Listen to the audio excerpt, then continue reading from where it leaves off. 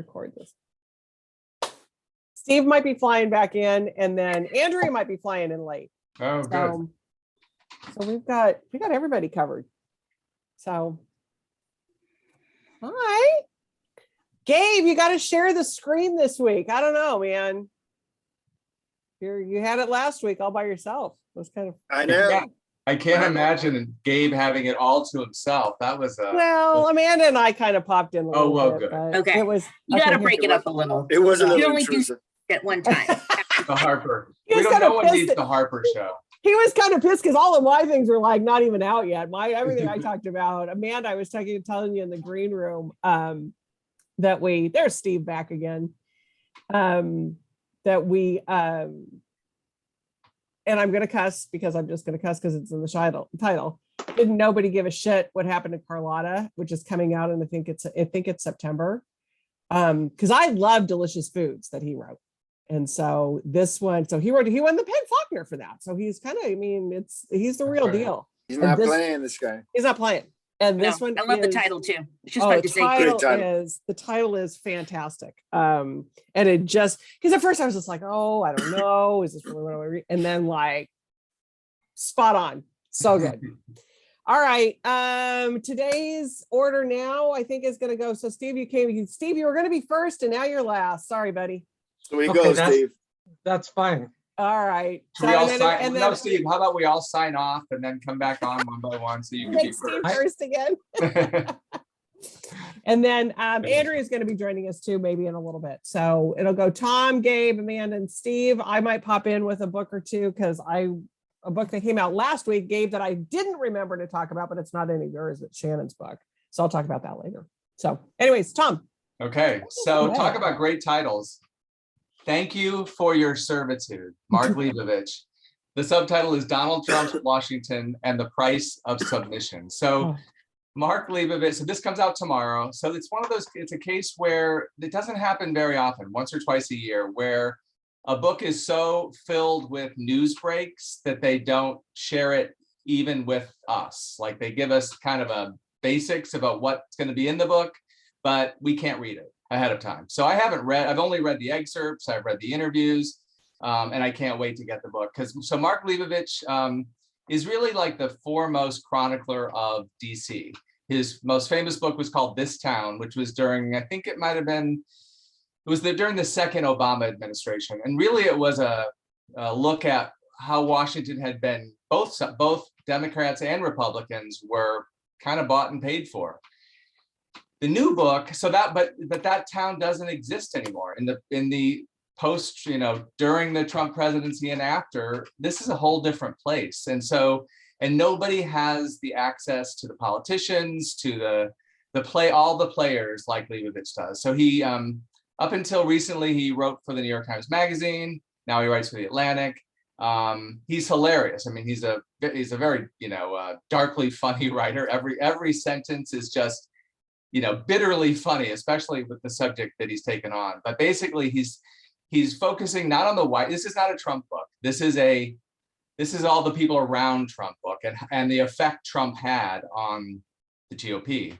And it's focused on the Trump Hotel. That became the center of Washington during the Trump years. So it's about how the Republicans became, as he calls it, a sycophantic personality cult. And he goes through and he has access to all of the, they all talk to him. Lindsey Graham, Marco Rubio, they love talking to him, and they're not afraid, especially now, they are not afraid to see what they say in print, because they're shameless is really what it comes down to.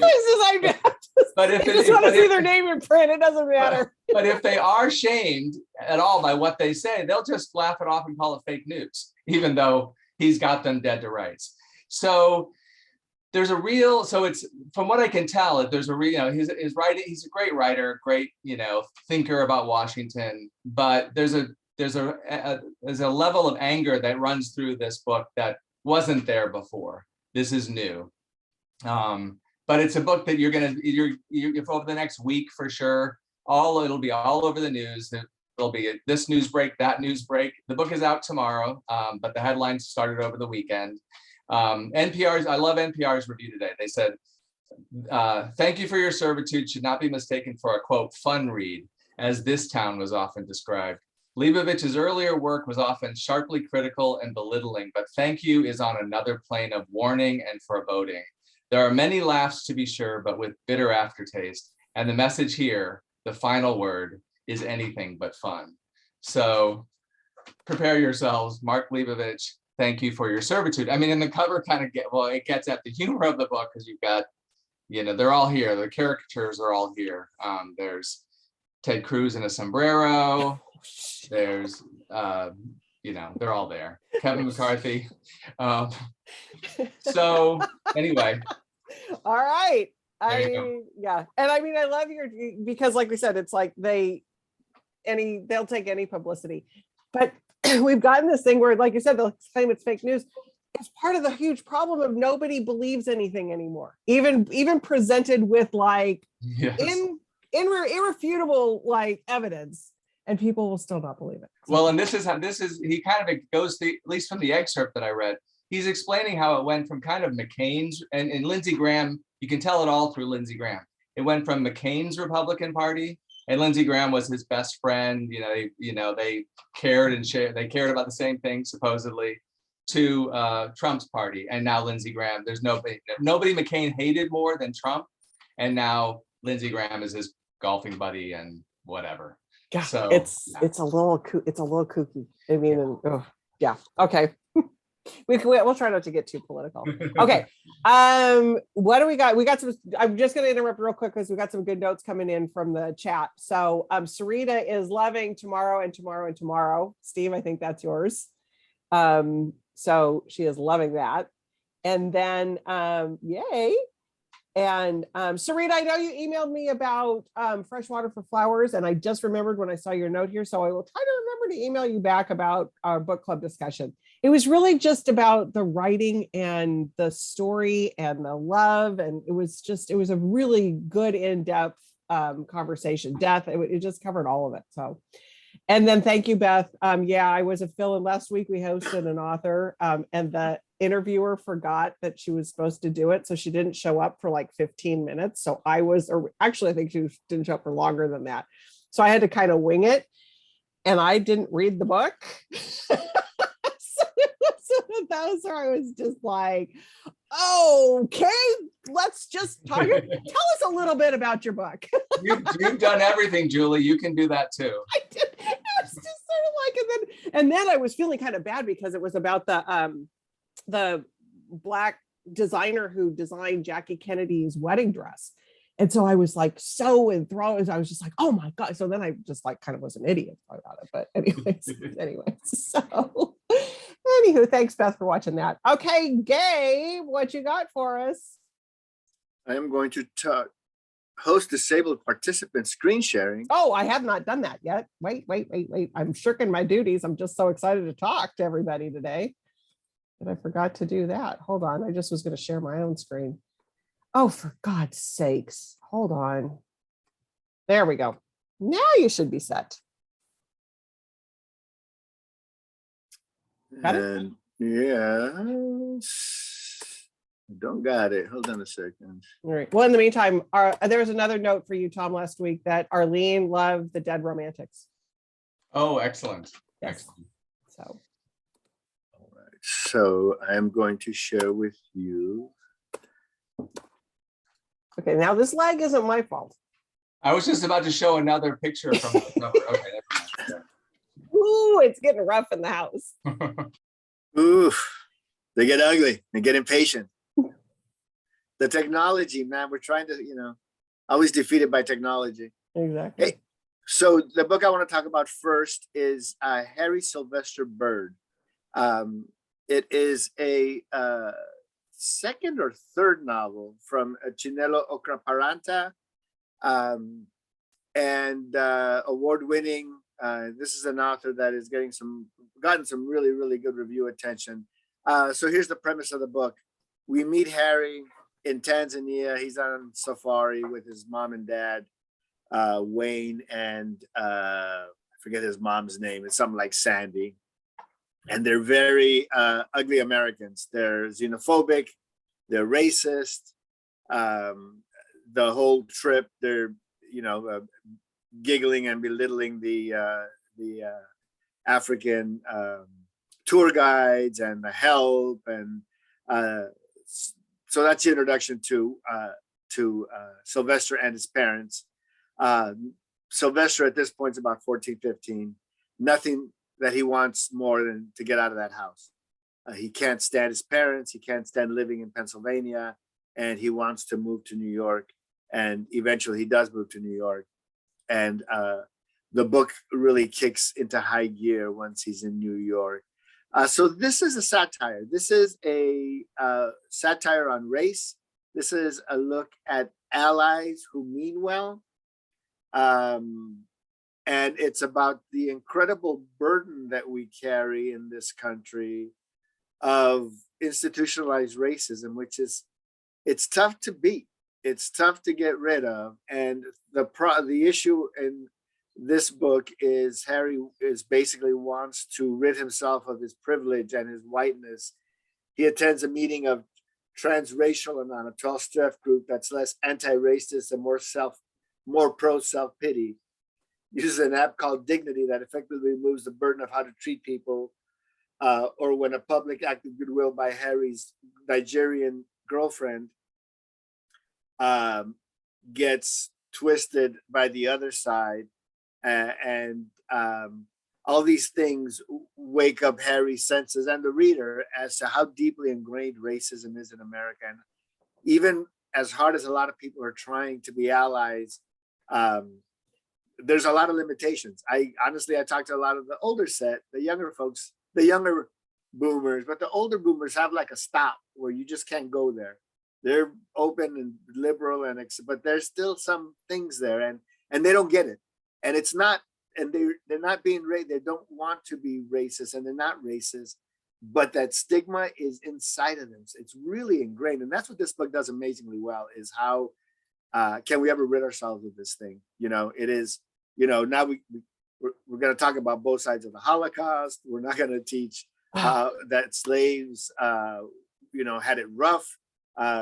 There's all this new history that people want to tell and avoid the conversation. But it is what this book does in its satirical way, which is the best way to discuss an issue like this. I think it just slaps you in the face.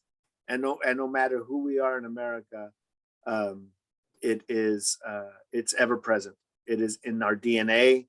It is part of who we are. And I don't want to bum out my wife, because I don't know what that's like because I'm a person of color. But you all must be suffering right now. I know it's really interesting, and it's really an interesting conversation, and it opens up. It's a great book club book. It really is a political book that really the author is in your face with this topic, and you got to swallow it, and you got to take it all in. And it's done in a really palatable, funny way, but it is it's really interesting. It's really well done. Brilliant. Yeah. I think because I think it's one of those things too, where it's like we got 200 plus years of decomposing everything. You know what I mean? Because everything's just been so ingrained one way. We move forward, we move back. We're back in this conservative right-wing kind of nationalistic phase where we were 100 years ago. Yeah. So we're in this weird cycle. Are we gonna motor out or not? But yeah. But race in America, it's a complicated issue, and I just think a lot of people don't want to look at it because it's a heavy deal, and there's a lot of ramifications. And I think if you don't talk about it, you have to you either got to ignore it and pretend it doesn't exist. But it's more. You got to read the book. Honestly, you really. I had never thought of the situation like this, but. Yeah, well, it's like the book that I was talking about. It's like that one was done in a way just with the criminal justice system, which is all part of racism. I mean, it all is in part of that. And we just have to keep trying to be better, and working at it. And it is a national conversation, but a lot of people don't want to talk about it. It ain't there. No, yeah. Anyways, brilliant book. I thought brilliant book. All right, Amanda, what do you got for us? And but like before you go though, Tom, the notes that you're putting into comments, I can't get back over to Facebook. So Beth, I told Tom about what you said about the mutual friend, and he said he's been thinking the same thing. And where's the attention? But it was Oh, really right. I interesting, didn't realize. Yeah, yeah. Yeah, But I'm trying to copy him over to you guys, but then I couldn't Right. figure out how. oh, I see. But yeah, It's that technology thing. thank you. I'm glad. A mutual friend is great. I don't understand why it isn't getting more attention either, but Yeah. it's a great book. Yeah. All right. Okay, Amanda, what do you got? Okay, my turn. Okay, so first up, I have a book out tomorrow from David Baldacci. Super excited. So this is a standalone book, his first standalone in quite a while. And fun fact, signed copies will also are on their way for tomorrow. So you'll have signed copies of this available. I double checked that today just to make sure. But here we go. So this is a cryptic murder pulls a former soldier turned financial analyst deep into the corruption and menace that kind of lurks beneath the opulent world of finance. So every day without fail, Travis puts on his cheap suit, grabs his faux leather briefcase, and he boards the 6:20 commuter train to Manhattan, where he works as an entry-level analyst in one of the city's most prestigious investment firms. Every morning, he just stares out the train windows, looking at all these crazy houses, dreaming of, being wealthy one day. And then one morning, his routine is suddenly interrupted with an email that just states she is dead. So Sarah, Travis's co-worker and former girlfriend, has been found hanging in a storage room of his office building, presumably a suicide. But of course, it does prompt an investigation from the NYPD to come knocking on his door and figuring out, what was he doing the day before and what is his connection to this murder. So of course, you're going to go on an adventure with David Baldacci, keeps you on the edge of your seat as always, and super excited to have this one out tomorrow. Excellent. Always love a good David Baldacci. Mm-hmm. Can't go wrong. He's still on my list. I've tried to host him. We've had Michael Conley. I've had John Gray. It's like David Baldacci. We need you here at Warwick's one of these years. Come on, buddy. Okay, Steve. Last week when Amanda talked about Night Bitch, so Sarita read it and said it was Sarita. I can't get back to your note here. It says something about it was insane and so entertaining. So yeah, that one was. Oh, that's great. Crazy I read. got not my first book, but my second book might appeal then to her. I love it. Yeah, my right. first ahead. book, and I have an unstable internet connection once again, so if I cut out, I apologize. If you can see this, it is Ron Shelton's book, The Church of Baseball, which is the making of Bull Durham: home runs, bad calls, crazy fights, big swings, and a hit. And for me, Bull Durham is the best baseball movie, probably the best sports movie ever, definitely the best baseball movie ever made. And this book is so entertaining. It's a lot of fun. Tom, I know you would love this, I'm sure. I'm really vibing to everything you're saying. Yes. It's it's a great, Ron Shelton played ball. He was a minor league player. So, when he made Bull Durham, nobody had really made a book that told it like it was about coming up in the major or in minor leagues and even it coming into the major leagues. And that's what he wanted to make a movie about. And so it's a baseball book, but it's also a movie making book, because it's how the movie got made and how difficult that was and all the obstacles. And so, some of the stuff he talks about, Kevin Costner was just kind of up and coming when this came out, but he was strong enough that the studio went for the movie based on Kevin Costner. They did not want to hire Susan Sarandon. She was not on the A list of actresses at the time, and she made herself. Well, she paid for. She was, I think, filming in something in Italy, and she paid her own way to come set up her own audition, and of course she was Annie Savoy. So, and also Tim Robbins, totally unknown, pretty much unknown at the time, and they kept wanting to replace him with Anthony Michael Hall. Oh, Oh my oh, really? Really? Can you? Oh no! A disaster. I mean, he was he was the actor at that time period. He was but- hot, and Yeah, but no. Ron Shelton had a meeting with him, and he came with his entourage. He came late. He hadn't read the script, and he was, immediately off the list for as far as Ron Shelton was concerned. So lots of great stories in it. There's another thing that they wanted. The studio did not want the candlestick. Candlesticks always make a great gift. The scene on the mound where that's probably the most memorable scene for a lot of people, and they kept telling him to cut it, and he fought for it, and again, a memorable scene. So it's just a heck of a lot of fun. Go ahead. Came out last week. Last week, okay. Okay. Ron Shelton's actually going to do the San Diego Festival of Books. Oh yes, I was going to say that. I forgot. Yeah. So if you're Thank here in San Diego, Festival of Books is on August 20th, and he is doing I don't know who we put him in with a panel, but I think it was I don't remember, but he will be at the festival. The schedule will be out a week before, I think, the festival. They're going to send the schedule out, so that will be a very entertaining panel. Yes, it will. He's such a good writer. I mean, that you pushed all my buttons with baseball and movie making. Is Mike Nichols involved in some way? What? Mike Nichols? No, he was not involved. Unless there's something I don't know, Steve, you can tell me about Mike Nichols' involvement with the.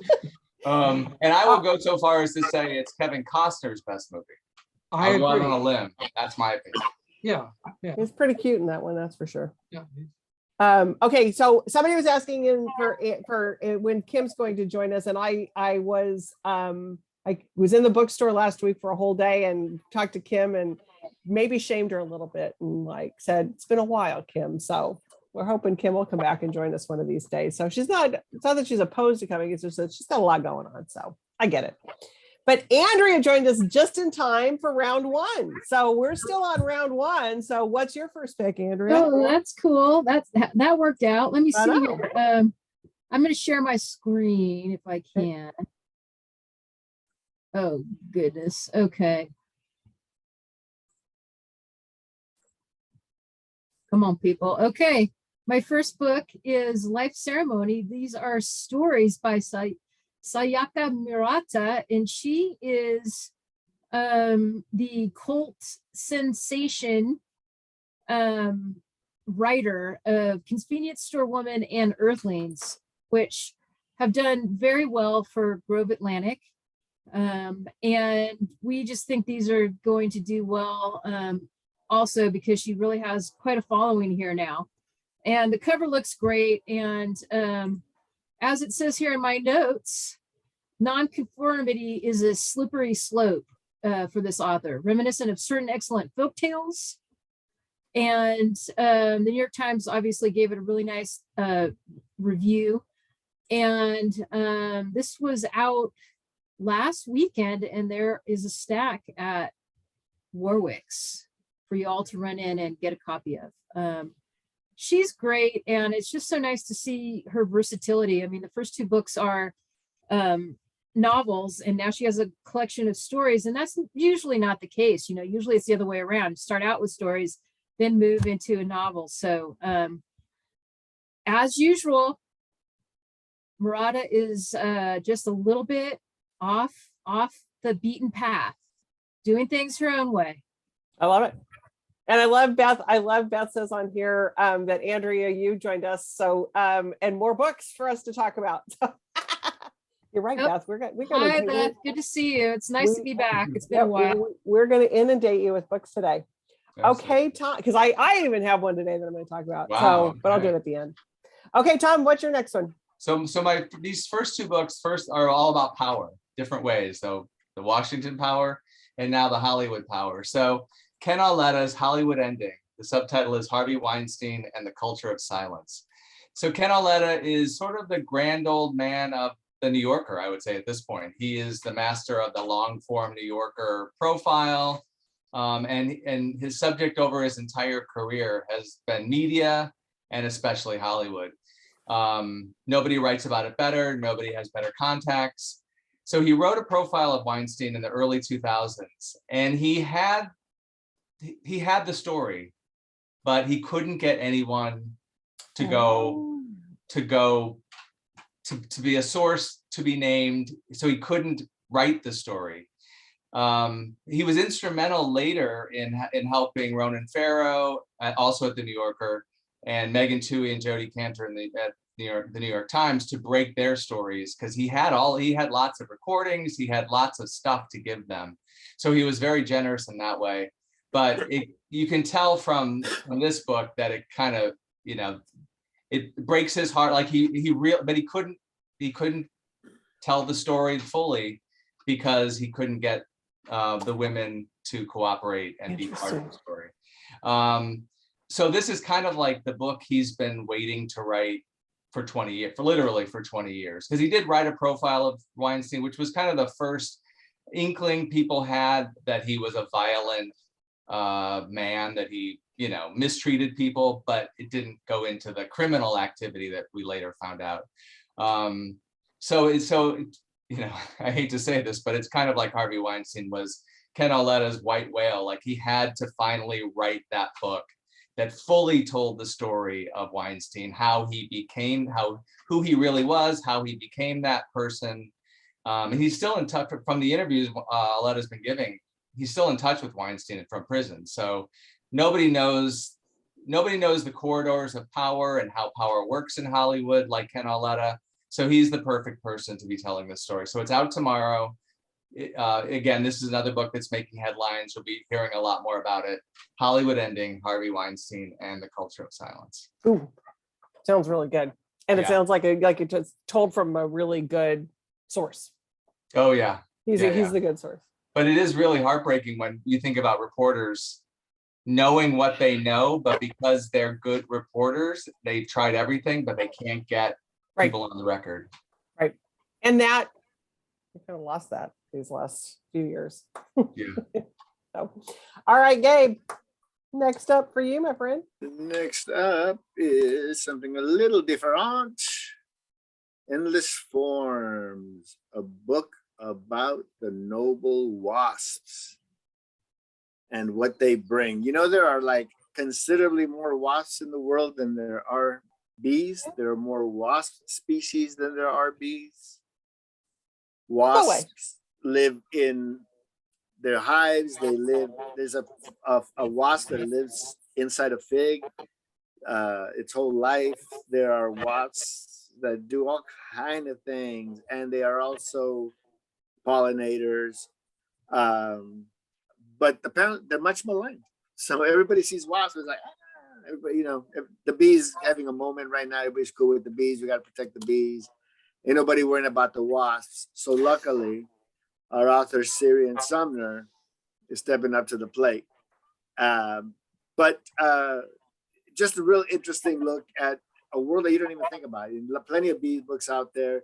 And while they're similar, they're very, very different. And wasps have been around like a lot longer than bees as a species. So we go way back, the wasps on this planet. So, and they provide a lot of different things to our ecosystem. But I found this pretty fascinating. There's a wasp that will turn a cockroach into like a zombie. It's all kinds of cool stories in here. But overall, just the importance of the wasp in the circle of life. Like I said, 100,000 years older than bees. And an interesting many species, etc. Never thought I would care, but couldn't stop turning the pages. I love it. Couldn't stop turning the page. They're like the shark of the insect world, is what you're saying. Pretty much. They go way back. You do. And what's vilified? Everybody loves the wasp. The dragonfly brings friends or whatever. And But Yeah. I'm knocking the wasp nest down when I see them. don't. Why you gotta hate? Why you gotta hate the earth, Jules? I hate the earth. I love Beth's on here. She says it really is a secret world to me. Who knew? They have a bad marketing team before this book. It's true. We need to get on the wasp. Yeah, They sort of like sponsor- a Democratic Party. We might need a different name. If we're protecting the wasps, that we might have to come up with a new name for them. All right, Amanda, I'm taking the show down. Okay, Amanda. Amanda, what do you got? All right. I just realized now in my second book that I very much have a theme today to all of my books. So next up, I have Agent Josephine. So this is the story of an American woman, an African-American woman who goes off to Paris, becomes a world-renowned entertainer. And then when the Nazis come in, she is of course told that she's not allowed to perform on stage, as none of Blacks or Jews are allowed to perform. So instead of returning to America, she actually stays and to fight, and she actually becomes a spy. So this, she was actually she was the highest paid female performer in Europe at the time. So this is definitely, again, another one of those little lesser known histories. There's actually also a movie coming out about her story very soon. I can't remember exactly when, but it is coming soon. So this is Agent Josephine by Damian Lewis. And we get to see this amazing life of this African-American woman in Paris. It's a great cover. So, right? Yeah, really good cover. So is this, is it nonfiction? It is nonfiction. It is a biography. Yeah, nice. I love it. It is a biography. You guys got some good books lately. You a little jealous, Gabe? What the heck? I know, it's just it's like every week that I see a Hachette book, but Josephine Baker is like such an interesting character. Yeah, she got such a rep. I had Deborah's agent took us to Josephine Baker's hangout in New York years ago. Cool. This little out of the way place that's been around forever. I wonder if it's still there. That's pretty cool. That's cool.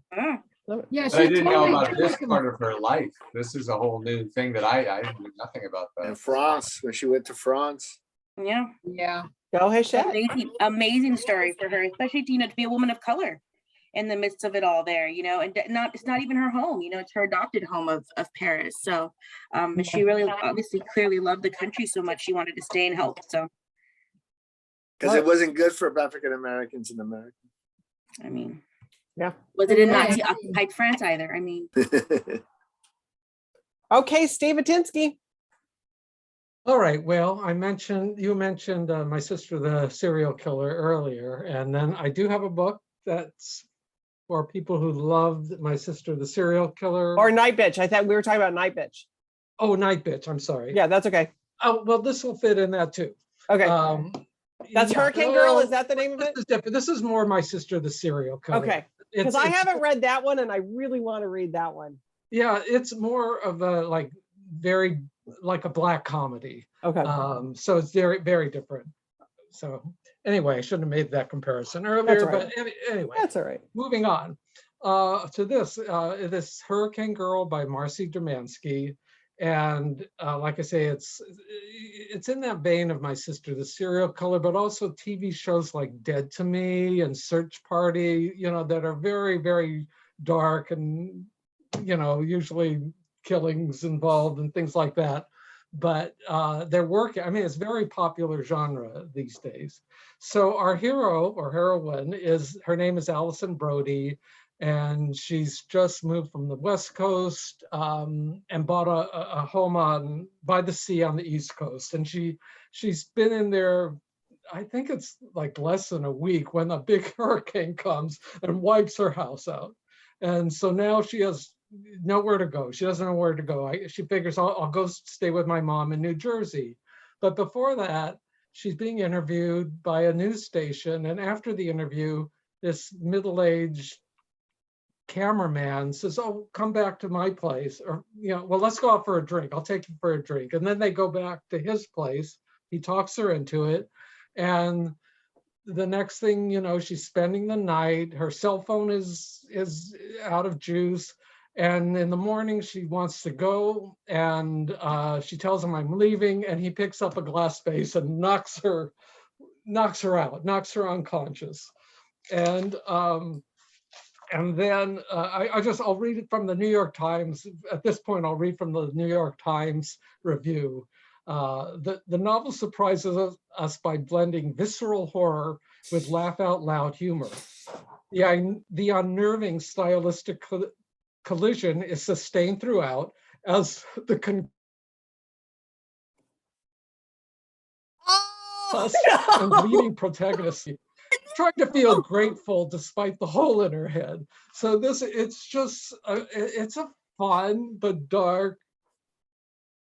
Steve, your internet's like stopping right. We're hanging on every word. You're hanging on every word, Oh. and your internet stopped at like. Crucial moment. I'm like, what? You'll just have to read them. No, we were all like hanging there waiting, and it was just We like. have to read the Anyway, that's The what? her- Read her the what, family. Steve? I think he planned that for that book to just make sure everybody goes and reads. I'm pretty sure this was all planned. Well done, That- Steve. that was Well the done. plan, Good job. yes. Good The job. fake Well Frozen. Time freeze frame. My plan is working. I love horror and comedy, though. Come on, what Yeah, could be better? yes, they work. They work. Okay, Andrea. After that cliffhanger, yeah.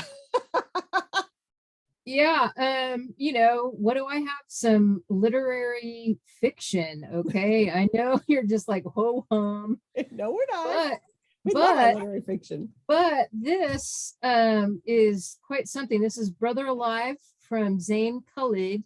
This is another book from Grove Press, and the amazing acquiring editor is Peter Blackstock, who has quite the eye. He brought us Shuggy Bane. He brought us, yes, he brought us The Sympathizer.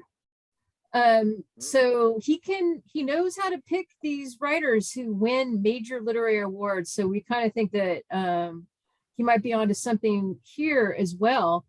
And it's just, this is a great debut novel about family, sexuality, the forces of control in it, such as capitalism, basically, is what I'm talking about. And it follows three adopted brothers who live atop a mosque in Staten Island with their imam father. And it crosses generations. It's got some really great family drama, but also, as I mentioned before, really deals with the larger pictures of, like what's facing, modern children in this world. So love it. It does. I just think that anybody who's into these kind of big sprawling novels will be into it. It is, let's see, $26. And it's out tomorrow. Let me see. Here's a quote. Robert Jones Jr., New York Times bestselling author of The Prophets. That was one of your books, Tom, right? Right? Love that book. Yep. Love him. So Robert Jones Jr. loves this. Brother Alive is a rigorously, intelligently, wholly sensitive, and quietly rebellious work of art, with prose as profound as it is beautiful. What an inspiring examination of the waywardness of life and the grounding of love this story is. What a wise, thoughtful writer Zain Khalid is. What a gift to humanity this book is. Come on, what a gift to humanity. You gotta love that. So we like this kind of reviews from talented authors, obviously, that it helps. People pick up books like that books like this when there's quotes like that on the cover. So Yep, for sure. We expect good things from this, especially around award season. So get your copy now at Warwick, so Yep. you'll be well in the know when the time comes. And Grove does have a Andrew does have a knack of picking those those literary books. It's a good eye. So Yep. I'm gonna have to put that one on my list. Serena and I were talking earlier, Andrew, about Fresh Water for Flowers, because that was your book, right? That's Yep. a Europa book. Is that a Europa book? Yeah, that's Europa. Yeah. Yeah, what a great book club book that is. Oh, yeah. Okay, lightning round. I'm ready. Benton. So the connection between Andrea's book and my book, there are very few connections, but one connection is she talked about the editor of that book and how important the editor is, the editor's eye. So this book's completely different, but Pam Dorman has an eye for Warwick's bestsellers, I'll just call them. So this is A Lady's Guide to Fortune Hunting. It's out tomorrow. Sophie Irwin. I trust Pam Dorman when it comes to all kinds of books. I mean, she's the editor of and publisher of Eleanor Oliphant, Jojo Moyes, many, many more, and many more to come. So Such a she Fun has Age. Was it yeah, Such a and Fun she- Age? no, that was Sally No, Kim. that's right. Yeah. So Yeah. Okay. Sorry. But she doesn't publish books. This is a Regency romance, like a contemporary Regency romance. This is not exactly the kind of thing she normally publishes. So if it caught her eye, then there's something really special here. She, in her presentation to us, she described it as escapist romantic fiction at its best. Sophie Irwin has brought a contemporary energy, a wicked sense of comedy, and a modern heroine in period clothes to her sparkling book. And then this quote came in today from Taylor Jenkins Reid, which is also not who I would normally think of. It's a sharp, modern, and absolutely delicious take on the marriage plot. Sophie Irwin's debut is one of the most fun romantic books I've read in a long time. I can't wait to see what she does next. So really fun summer read, A Lady's Guide to Fortune Hunting. Perfect. She's Richard Osman. That's who I was thinking of, right? She's Who? the Murder Club guy. Oh yeah, Richard Osman. Yep. Yeah. Yeah. Yeah. I mean, Pam, yeah. Pam, it's like- Pam's got an eye. she does. Yep. Okay, Gabe. I will finish up with a really up and coming author, good commercial read, The Binding Room by Nadine Matheson. This is an author, her previous book, The Jigsaw Man, I thought was really good, dark suspense, kind of stuff I like. Didn't quite find the audience, but it's the first book and it was, it's a tough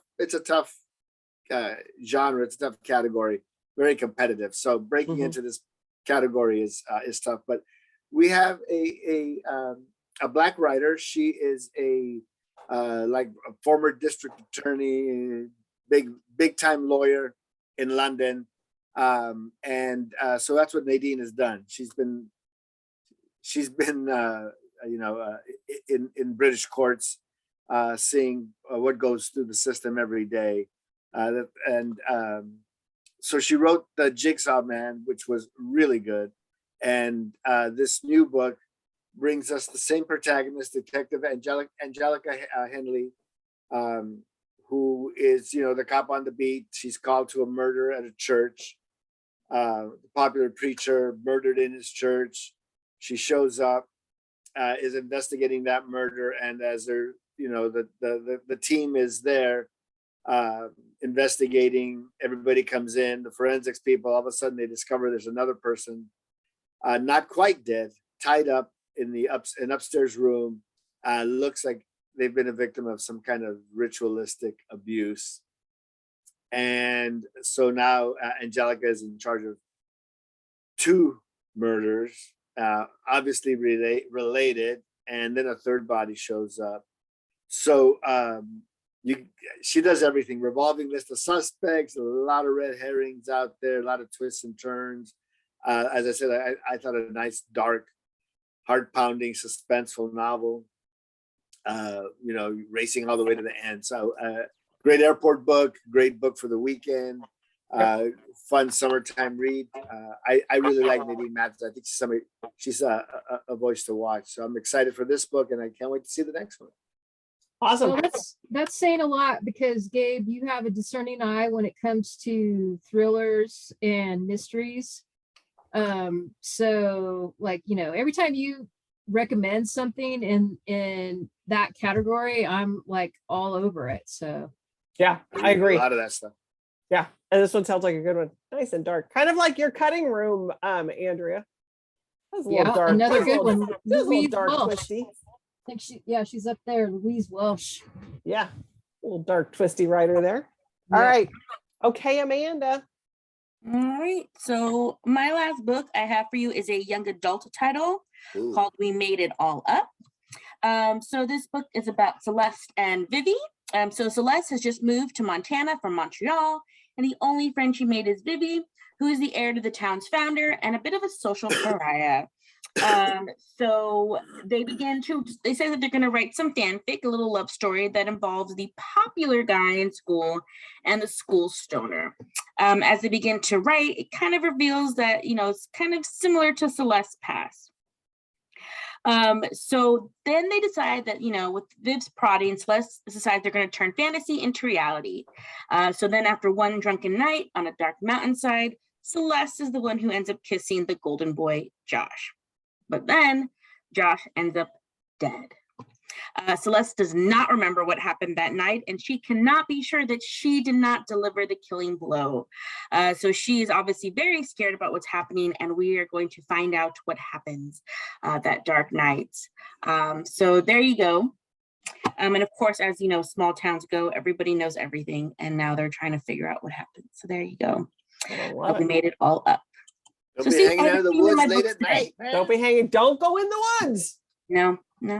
Don't go in the woods. Damn it. It'd be a good date. Be a good real Dateline. I think some of these writers just watch Dateline and Just go from there. I love it. All That's right, better than a Steve. murder in the forest. I mean, come on. Exactly. Come on. Okay, All right. Steve. Last up for me is The Mermaid of Black Conch. I don't know if you There you can go. see this gorgeous Yep, cover. it is a really on pretty it. cover. Comes out tomorrow. I'll read you a quote that's on the cover from one of our favorite authors, Maggie O'Farrell. A daring, mesmerizing novel, single-handedly bringing magic realism up to date. It really is a gorgeous novel, short novel. And it was international. It's been out internationally for about a year and a half. It's already a prize winner. It starts in 1976. David is one of the main characters. He's a fisherman, and he has contact with this mermaid, and her name is Ayea. But nothing happens between them yet, because but then she's captured by these stupid, arrogant Americans, of course. We're on kind of that theme today, aren't we? Yes, a fisherman, exactly, drunken, and they're gonna, what a prize! We're gonna bring her back to America. I don't know what they plan to do, but they're assholes, of course. And so he rescues her. He brings her to his home, and then she begins to transform back into a woman, a beautiful woman who was cursed ages ago by women in her village because she was so beautiful that these women got together and cursed her to this fate of remaining a mermaid in the sea. So a lot happens. There's great characters in the book. There's suspense. There's a beautiful love story between the two. I just think it's a gorgeous, gorgeous novel. And that's, again, it's out tomorrow, Mermaid of Black Conch, by Monique Roffey. There was a nice article in the Times, interview with her, LA Times, yesterday. So, Well, sounds like there's not only ugly Americans, but some ugly villagers as well. there's ugly villagers too. Men Yes, and women. yes, Men and women jerks. there's Yeah. a lot of ugly people. Or Yeah. with You ugly, expect the men to be jerks, but when women are ugly- jerks, it's just like, a lot of damn. jerks. A lot of jerks. Yeah. Dog. I mean, we're just really lost as a species, and it's just, The damn wasps. Where are the wasps? The wasps need to save us. Right. maybe it's best if they take Okay, over. right. Wasp's been around for a lot longer than we have. We've reached the conclusion. The wasps should just take over. We Okay. just were in the Wasp Man. That's the next book. Somebody think we're saving them, and then we need to. Is the Wasp Man one of the Marvel characters? Yeah, right. Once they learn how to take selfies, we're all in for it. Done. All right, Andrea, what do you got? I have, for something completely different, A Californian's Guide to the Trees Among Us.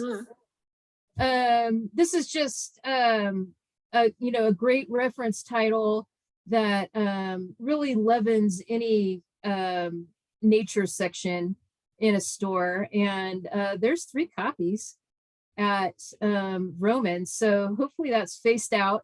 This is for the budding naturalist in your life. And this is from Heyday, our great little publisher from the Bay Area that does, like it's really centered on California titles. And so this is no different. $22. And that was out last week, sorry. And it's got a lot of great, as you can see, illustrations and whatnot to like help you identify the trees that are all around you, that it's like, is that a kumquat tree? What is that? What is that? Can I eat that fruit? That's right, that sort of thing. And because there's a lot of trees even in your backyard that you may not know what it is exactly. So this is just a great reference guide to have on hand. And let's see. David Allen Sibley, author of the Sibley Guide to Birds and the Sibley Guide to Trees, says, anyone who is curious about trees is sure to find education and inspiration in these pages. We trust David. We surely do. Yep. All righty. So, yeah, thank you for listening to me. I'm sorry I was late, but I'm happy to be here. No worries. You rolled right into the thing. It was perfect. Okay, I'm going to end it with one of the books that came out last week that I forgot came out last week. And so it was one of my favorites so far this year. So we're going to talk about, let's see if I get the right screen up. Amazing. Fellowship Point, Alice Elliott Dark. It's a nice big fat one, which I love. It's another thing that I love is they're older protagonists, but they go back to their childhood on Fellowship Point where their fathers built these houses. It's about saving Fellowship Point. It's about friendship. It's about family. It's about all of that I just love. And it's a great ending. So Fellowship Point out last week. The reviews have been so good. It sounds great. It's so good. It's just that good, juicy, the arc of the 20th century. It's just all of that. You gotta love that. Yeah, and it's just done really well. And she wrote The Gloaming or something. I can't remember. But anyway, yeah. So she's a real deal. And it's been like, I don't know, 10 years plus or more that she's written a book, maybe even more than 10 years. Oh yeah, it's at 600 pages, Yeah. It's aggressive. Yes. Yeah, all of that. But it's really good. So Shannon, you're welcome. All